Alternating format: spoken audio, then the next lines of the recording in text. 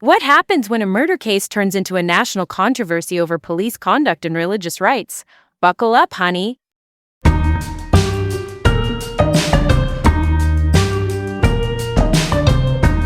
right, let's get into it.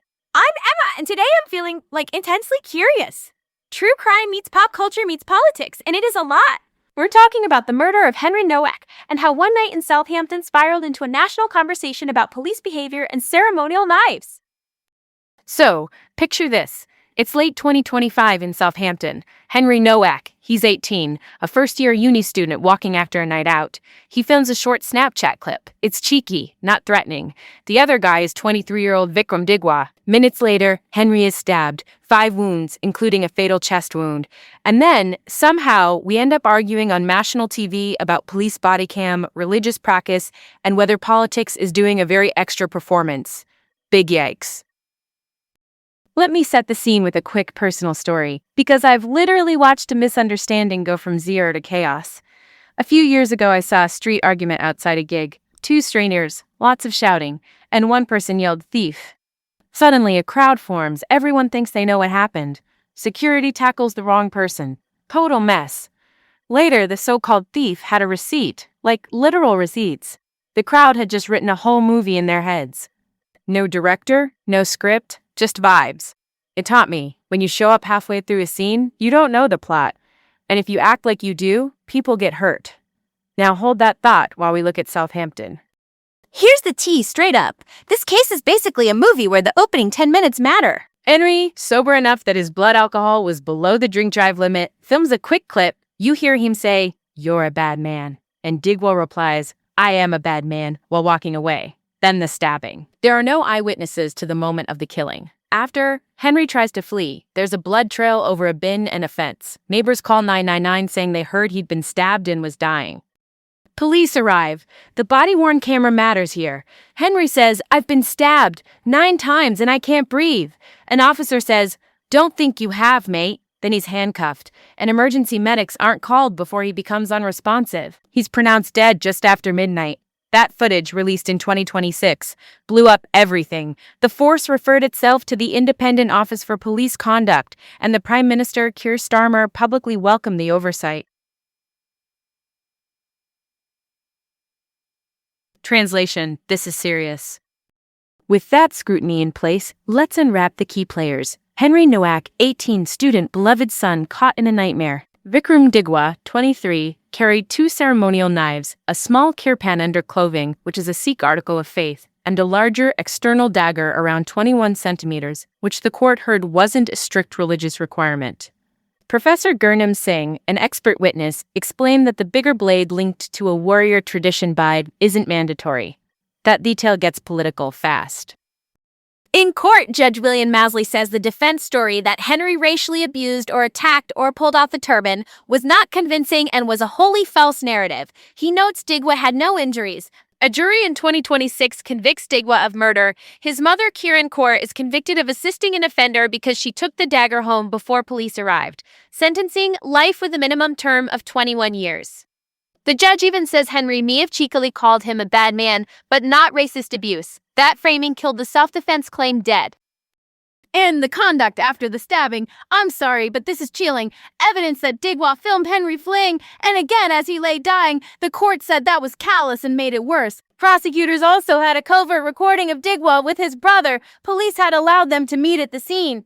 In Punjabi, the brother says, "Claim self-defense," and Digwa basically says he can't if there are street cameras. That is not the look you want when you say you were terrified for your life. If I were someone accused in such a complex case, I'd be scared, totally. Any human would be. But fear isn't a legal defense to 5 stab wounds when the evidence, the Snapchat clip, the lack of injuries on you, the blood trail, and your own recordings all point the other way. The jury weighed digital and forensic receipts over vibes, and honestly, that's how it should be. Okay, pause, because this next part is everything. The big question people chewed on, were the racist provocations real? The judge says no. The jury says murder, not manslaughter. And I agree with the court, facts over narrative. But here's another question. Would earlier medical escalation have changed anything? We don't have a medical ruling on survivability, so I won't speculate. Still, that body cam moment where a mortally wounded kid says, "I've been stabbed," and gets skepticism will be in police training slides for years. Cognitive bias is real. If you think you're handling a disorderly drunk or a hate speech incident, you might miss the hemorrhage right in front of you. That's not me dragging, that's a systems thing. Now, let's move to the political fireworks. Reform UK politicians, a right-leaning party at the time led by Nigel Farage, moved fast to say, ban them in public. Farage even dropped an 8-minute video yelling two-tier policing, which is this idea that cops treat groups differently. Suella Braverman, who has been aligned with Reform UK and formerly served as Home Secretary for the Conservatives, pushed for the body cam release. It came out the next day. And Chris Philp, the Shadow Home Secretary, meaning the opposition's police spokesperson, told Parliament cops looked more concerned with investigating an allegation of racism than helping Henry. The politics went full fireworks. Meanwhile, on the community side, the Supreme Sikh Council, a major Sikh leadership body, announces a review of safeguards on carrying ceremonial knives and beefed up education. The UK Sikh Federation, a national Sikh advocacy group, says anti-Sikh hate crimes spiked after the trial and asks for stronger protections. That matters because one guy's crime cannot be a license to demonize a whole faith. The judge literally said Digwa caused racial tension. That's on him, not on Sikhs in general. Police tried to explain their early read. Temporary Deputy Chief Constable Robert France basically said the court clarified who lied that night and why police didn't instantly get it. The case went to the IOPC for oversight. And in the background, people even wrote to the Attorney General asking for an unduly lenient sentence review. That's a scheme to kick light sentences up to the Court of Appeal. We don't have the outcome stated, but it shows how emotional the response was. Pop culture went absolutely feral. Nigel Farage's video lit the match. Then Elon Musk, the billionaire who runs Tesla and X, called the officers disgusting, said they should be fired, and offered to fund a wrongful death suit and even a private prosecution. That is not normal behavior for a global business leader in a UK criminal case. The discourse became vibes over facts, engagement bait over nuance. And here's where I get salty. When celebrity megaphones jump in before people finish reading the judgment, it warps the public's sense of what happened and creates a teen sport out of grief. 2 more receipts before we land this plane. First, a local Gurdwara had actually banned Digwa back in 2023 for stealing ceremonial shastar, meaning weapons used in Sikh tradition, and they told police at the time no charges followed. So there were prior worries about weapons, even if it didn't lead to a case then. Second, after the trial, public protests in Southampton turned rough. 2 arrests, multiple officers, and even a police dog injured. That's how combustible this became. My take, this was always primarily a murder case. The court said the self-defense story did not hold. The Snapchat clip, the lack of injuries on Digwa, the blood trail, the post-attack filming, and the mother hiding the weapon, those facts scream intent and consciousness of guilt.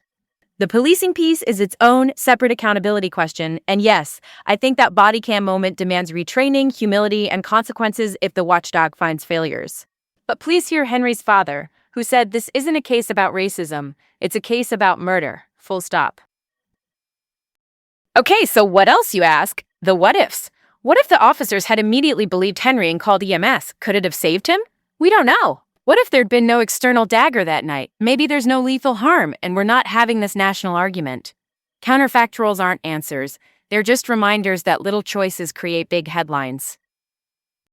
Next time, I'm teasing a different UK crime saga with unresolved questions and very loud opinions. Think evidence gaps, big rhetoric, and the truth that refuses to sit still. You're not ready.